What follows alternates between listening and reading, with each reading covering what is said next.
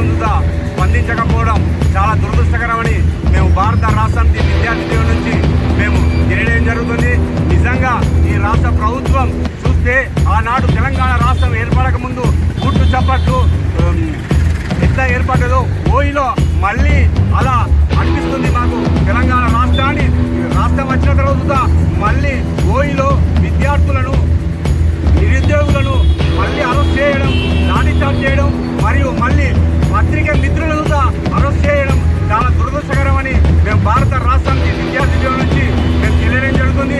నిజంగా ఈ డిఎస్సి పరీక్ష ఇప్పుడు నోటిఫికేషన్ విడుదల చేయడం చాలా దురదృష్టకరం. ఎందుకంటే దాదాపు ఒక 3 నెలలు టైం ఇవ్వాలి వాళ్ళు చదువుకునేందుకు. ఆ చదువుకునేందుకు వీలు లేదు కాబట్టి ఖచ్చితంగా ఈ రాష్ట్ర ముఖ్యమంత్రి రేవంత్ రెడ్డి గారు మీరు పురాలోచన చేసి మెగా డిఎస్సిని వేయాలని మేము భారత రాష్ట్రానికి విద్యార్థి నుంచి డిమాండ్ చేస్తున్నాం.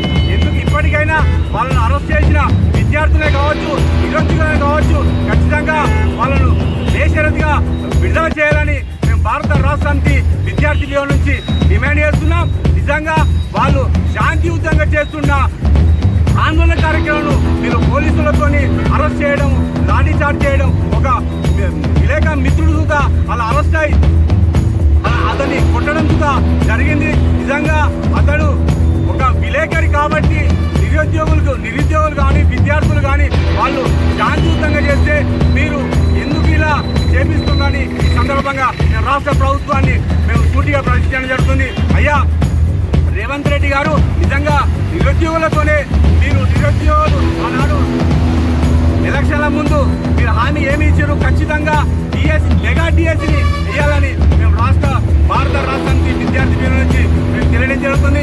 ఈరోజు అరెస్ట్ అయిన విద్యార్థులను కావచ్చు, నిరుద్యోగులను మరియు మన మాతృక మిత్రులను దానికి నిరసనగా భారత రాష్ట్రానికి విద్యార్థి భవనం సిరిసిల్ల జిల్లా కేంద్రంలో ఈ మొఘాలపై నిరసన తెలపడం జరుగుతుంది.